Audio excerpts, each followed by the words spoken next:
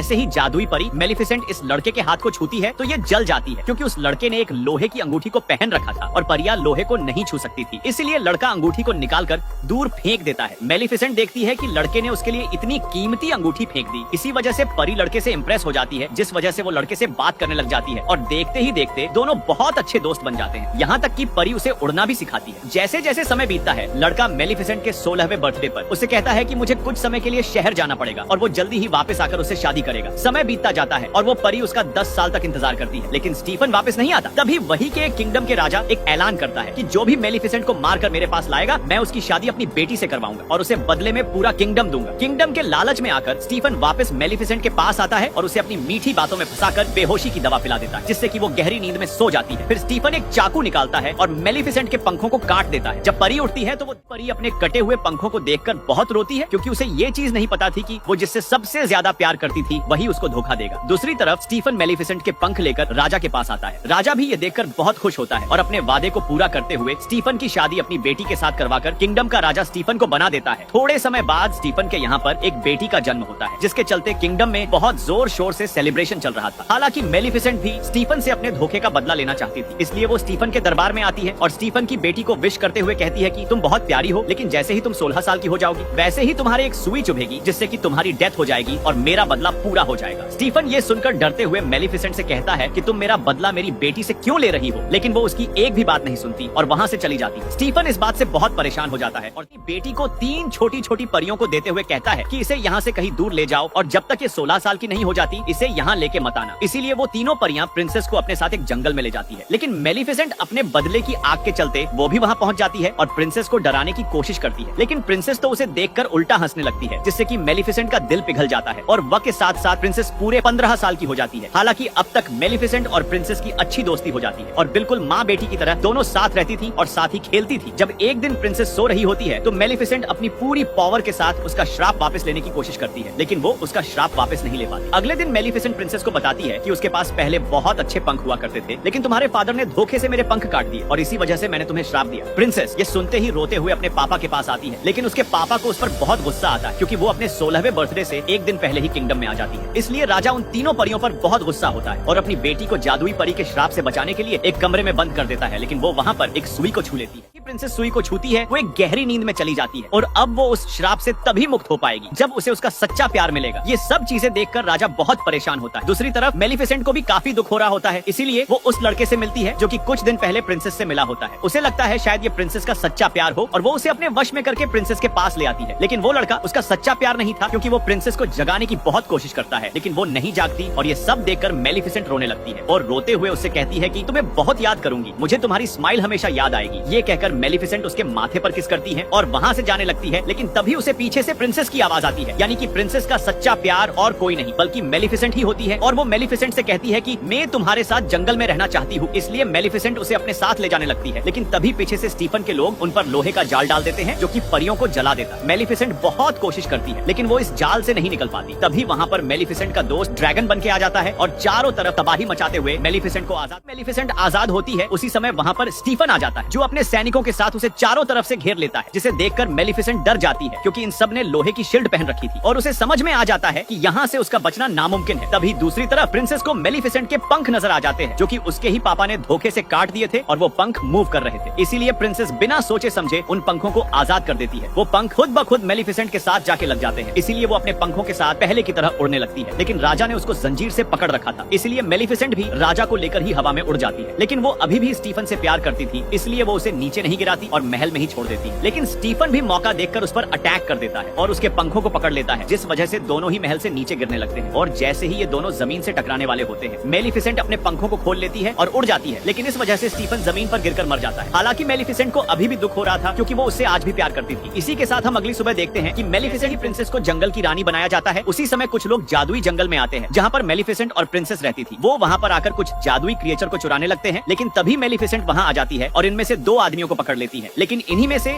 एक आदमी क्रिएचर को चुराकर दूर जंगल में भाग जाता है, जहाँ पर उसे बहुत सारे जादुई चमकीले फूल नजर आते हैं और आदमी भागते हुए किंगडम की तरफ आ जाता है। और जैसे ही वो दरवाजा खोलता है, उस दरवाजे से किसी का हाथ बाहर आता है और उससे वो क्रिएचर मांगता है, इसलिए वो चुराया हुआ क्रिएचर उसे दे देता है। हालांकि उसके कपड़े पर वही जादुई फूल भी लगा होता है। उसे भी वो महल वाला आदमी ले लेता है और इन दोनों चीजों के बदले उसे पैसे दे देता है। अगली सुबह प्रिंसेस को पता चलता है कि उनके जंगल से क्रिएचर गायब हो चुके हैं और जब प्रिंसेस उस क्रिएचर को ढूंढने जाती है तो उसे वही लड़का मिलता है जो कि पिछले पार्ट में उसे जगाने के लिए आया था। लेकिन तब तक वो उसका सच्चा प्यार नहीं था, वो भी एक प्रिंस था और बहुत टाइम से वो प्रिंसेस को पसंद करता था, इसलिए वो बिना कुछ सोचे समझे प्रिंसेस को प्रपोज कर देता है। ये देखकर वो भी बहुत खुश होती है क्योंकि वो भी फिलिप को कहीं न कहीं पसंद करती थी। लेकिन प्रिंसेस को ये चीज नहीं पता थी कि वो ऐसा करके खुद के पैर पे ही कुल्हाड़ी मार रही है। प्रिंस फिलिप अपने पेरेंट्स को बताता है कि उसे एक लड़की पसंद आ चुकी है जिससे वो शादी करना चाहता है। ये सुनकर उसके पिताजी तो बहुत खुश होते हैं, लेकिन उसकी माँ को ये चीज बिल्कुल भी पसंद नहीं आती। फिर भी वो बेटे का दिल रखते हुए प्रिंसेस को खाने पे बुलाने को कहती है। हालांकि मेलिफिसेंट को भी प्रिंसेस की ये चीजें बिल्कुल पसंद नहीं आती। वो प्रिंसेस से कहती है कि सच्चे प्यार जैसी कोई चीज नहीं होती, लड़के हमेशा धोखा देते हैं। लेकिन प्रिंसेस उसकी एक बात भी नहीं सुनती और वहाँ से चली जाती और ना चाहते हुए भी मेलिफिसेंट को प्रिंसेस की डिनर वाली बात माननी पड़ती है। लेकिन प्रिंस फिलिप की माँ डिनर वाले दिन गुस्से में एक सीक्रेट रूम में जाती है जहाँ पर वो एक अजीब से दिखने वाले आदमी से जाके बोलती है कि जल्दी अपना काम करो, हमारे पास टाइम बहुत कम है। और हमें वहीं पर वो सुई भी दिखाई देती है जिसे छूकर प्रिंसेस गहरी नींद में चली गई। और इसके अलावा वो चुराया हुआ जादुई क्रिएचर और वो चमकीला जादुई फूल भी हमें वहीं पर नजर आता है। अगले दिन प्रिंसेस और मेलिफिसेंट डिनर पर जाने के लिए तैयार हो जाते हैं, लेकिन जैसे ही किंगडम के लोग मेलिफिसेंट को देखते हैं वो डर जाते हैं और अपने हथियार निकाल लेते हैं। हालांकि मेलिफिसेंट ये सब देखकर हंसते हुए महल के अंदर चली जाती है और डिनर करने लगती है। तो रानी बार बार मेलिफिसेंट को उसका पुराना वक्त याद दिलाती है क्योंकि उसे वो दोनों बिल्कुल भी पसंद नहीं थे। लेकिन तभी मेलिफिसेंट को गुस्सा दिलाते हुए अजीब अजीब बातें करने लगती है। वो मेलिफिसेंट से कहती है कि तुम ही हो ना जिसने प्रिंसेस को श्राप दिया जिससे वो गहरी नींद में चली गई थी। ये सब सुनकर राजा अपनी बीवी से कहता है कि खामोश हो जाओ, कैसी बातें कर रही हो तुम। लेकिन रानी अपने पति की एक बात भी नहीं सुनती और मेलिफिसेंट से कहती है कि मान लो अगर मेरे बेटे की प्रिंसेस से शादी हो गई तो इसकी असली माँ कौन होगी। ये सब सुनकर मेलिफिसेंट को गुस्सा आ जाता है, इसलिए वो गुस्से में अपनी जादुई शक्तियों का इस्तेमाल करती है जिससे कि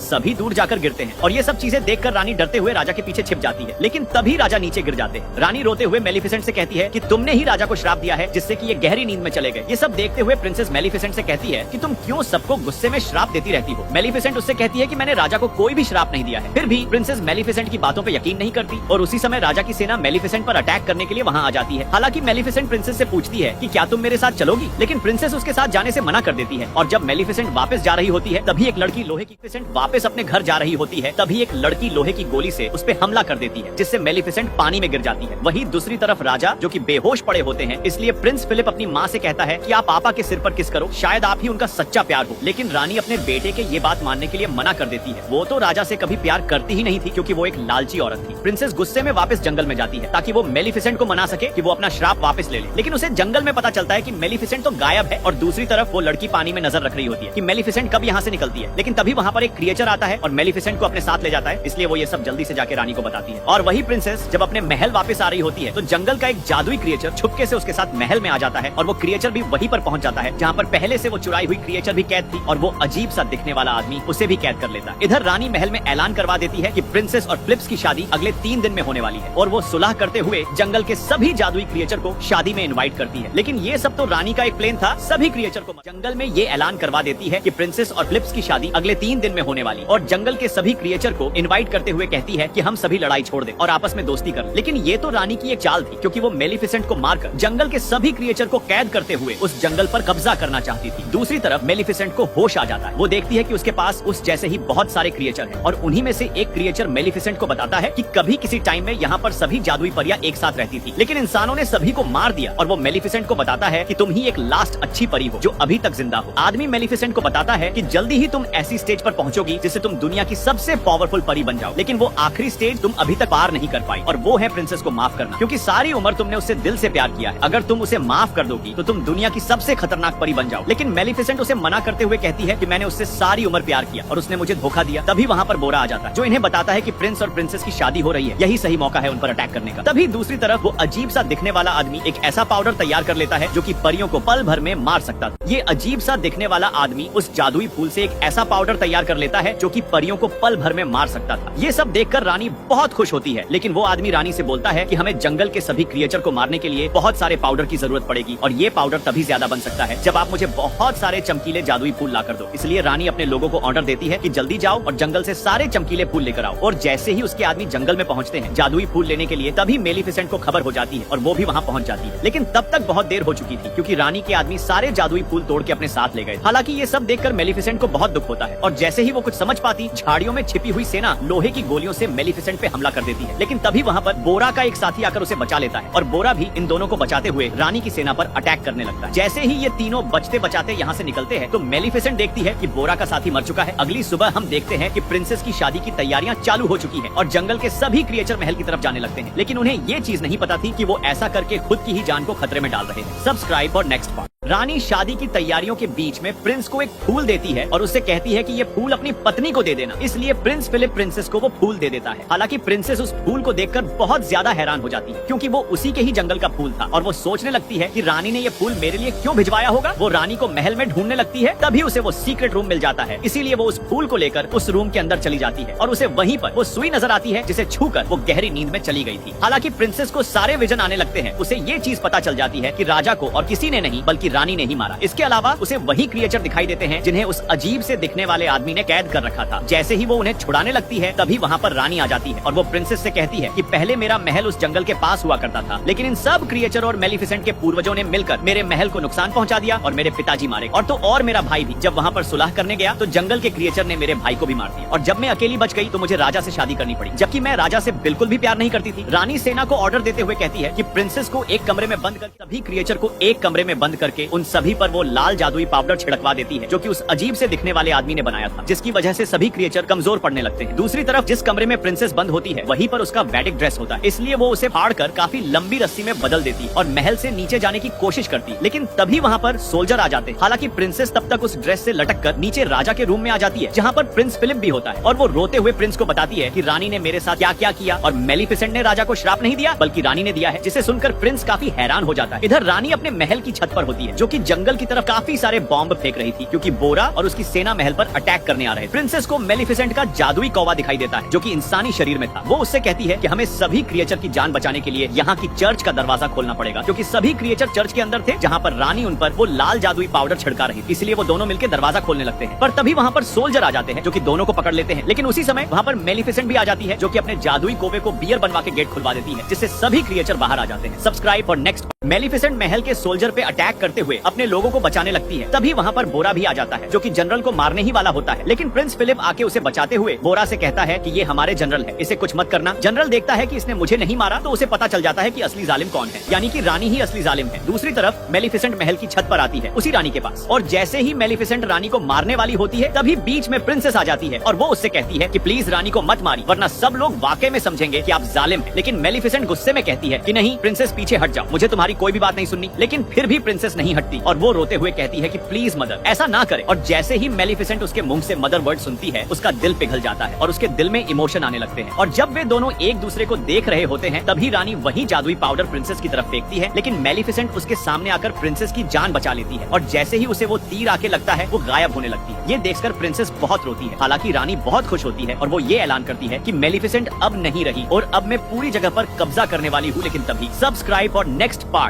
मेलिफिसेंट को जैसे ही तीर आकर लगता है, वो राख में बदलने लगती है और ये देखकर प्रिंसेस बहुत ज्यादा रोने लगती है और इसी वजह से प्रिंसेस की आंसू मेलिफिसेंट की राख पर गिर जाते हैं, जिससे मेलिफिसेंट फिर से खड़ी हो जाती है। ये सब देखकर रानी को बहुत गुस्सा आता है, इसलिए वो गुस्से में प्रिंसेस को महल से नीचे धक्का दे देती है। हालांकि मेलिफिसेंट उसे बचा लेती है। इधर प्रिंस फिलिप को भी उसकी माँ के बारे में सब कुछ पता चल चुका था, इसलिए वो मेलिफिसेंट के पास आ जाता है और मेलिफिसेंट भी उनकी शादी के लिए मान जाती है। तभी मेलिफिसेंट के पास वो छोटा आदमी भी आ जाता है, जिसने उसके क्रिएचर को कैद किया हुआ था। वो उसके क्रिएचर को छोड़ देता है और उसे वही सुई देता है जिसकी वजह से श्राप फैला था। अब सबको पता चल चुका था कि श्राप मेलिफिसेंट की वजह से नहीं बल्कि रानी की वजह से फैला है। इधर किंग भी जाग चुका था। दूसरी तरफ रानी को बोरा के लोग पकड़ लेते हैं और उसे महल से नीचे धक्का दे देते हैं। मेलिफिसेंट अपने जादू से रानी को एक बकरी में बदल देती है और महल की सारी जगह को फूलों से भर देती है। इसके बाद मेलिफिसेंट प्रिंसेस और प्रिंस की शादी करवा देती है और ये देखकर राजा भी बहुत खुश होता है और सभी क्रिएचर उनके लिए तालियां बजा रहे थे। इसी के साथ ये मूवी यहीं पे ही खत्म होती है। इसी तरह के कंटेंट